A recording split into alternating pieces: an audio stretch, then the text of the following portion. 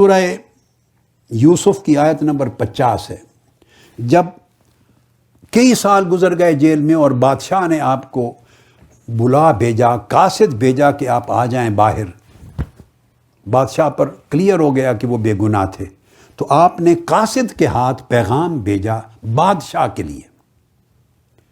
عزیز مصر کے لیے پیغام بھیجا اور کہا کہ فلما جاءہ الرسول قال ارجع الى ربک فاسألہ ما بال النسوۃ اللتی قطعن ایدیہن۔ یوسف علیہ السلام نے فرمایا قاصد کو چلے جائیں اور جا کے بادشاہ سے کہیں کہ وہ ان عورتوں سے پوچھے کہ ان کا کیا حال ہے جنہوں نے اپنے ہاتھ کاٹ لیے تھے۔ جیل میں نکلنے سے پہلے میسج بھیجا واپس کہ بادشاہ پہلے ان عورتوں سے پوچھیں کہ ان عورتوں کا کیا حال ہے جنہوں نے اپنے ہاتھ کاٹ لیے تھے۔ اب یہ بات جو توجہ طلب ہے یہ کہ جن عورتوں نے ہاتھ کاٹ لیے تھے انہوں نے تو کوئی جرم کیا ہی نہیں تھا، ان کو تو زلیخا نے بلا کے بٹھایا تھا اپنی صورتحال ان پر آشکار کرنے کے لیے کہ تم بھی دیکھو اس کے حسن زیبا کو، پھر تمہیں سمجھ آ جائے گی کہ کیا بیتا۔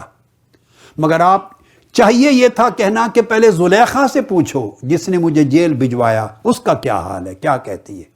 بجائے زلیخا کا نام لینے کے اس پر پردہ ڈالا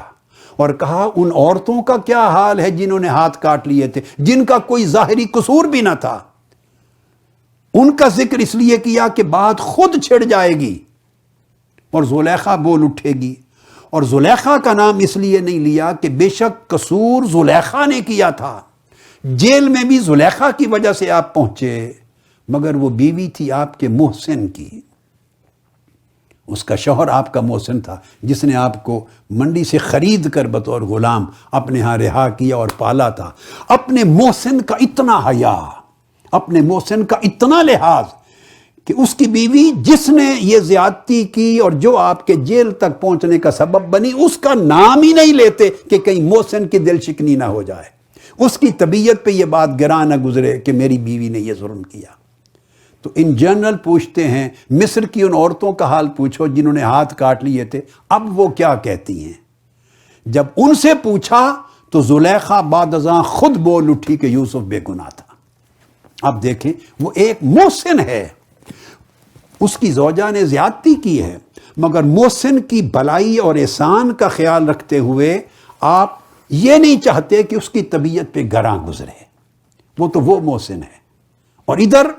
تاجدار کائنات سے بڑا محسن ساری کائنات کا اور ہمارا کون ہے،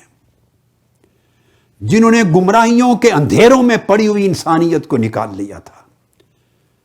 جنہوں نے بتوں کی پوجا کرنے والوں کو اللہ کا عبادت گزار بندہ بنا دیا تھا، جنہوں نے انسانیت کے قاتلوں کو انسانیت کا محافظ بنا دیا تھا، جنہوں نے ذلت کے گڑھوں میں پڑے ہوئے لوگوں کو اللہ سے ملا دیا تھا۔ آقا علیہ السلام کے اس احسان کا کیا حال۔ یوسف علیہ السلام اس مصر کے محسن کے جذبات کا اتنا خیال کرتے ہیں کہ اتنے جملے سے اس کی طبیعت پہ گرانی نہ آئے، اور کہاں آقا علیہ السلام کا کرم، آقا کا احسان۔ اگر ہم کوئی کلمہ ایسا بولیں جس کے لیے بار بار آقا علیہ السلام نے فرمایا کہ جو بات میری فاطمہ کو تکلیف دے وہ مجھے تکلیف دیتی ہے، جس بات سے میری فاطمہ کی طبیعت پہ بوجھ آئے وہ میری طبیعت پہ بوجھ آتا ہے، جس بات سے میری فاطمہ خوش ہو وہ مجھے راضی اور خوش کرتی ہے، جس بات سے میری فاطمہ ناراض ہو اس سے میں ناراض اور خفا ہو جاتا ہوں۔ فاطمہ میرے جگر اور میری جان کا ٹکڑا ہے، فاطمہ مجھ سے ہے۔ آقا علیہ السلام نے جس انداز کے ساتھ سیدہ کائنات اور حسنین کریمین کا ذکر کیا، ایسا کلمہ جو آپ کی بارگاہ میں آپ کی نسبت سے اگر ہم غلطی سے بول بیٹھیں، اندازہ کریں آقا علیہ السلام کی طبیعت مقدسہ پر کتنی گرانی آتی ہوگی۔ ایک شعر اس موقع پر مجھے یاد آتا ہے، وہ کہا کرتے ہیں کہ اور تم پر میرے آقا کی عنایت نہ سہی، اور تم پر میرے آقا کی عنایت نہ سہی، ظالمو کلمہ پڑھانے کا بھی احسان گیا۔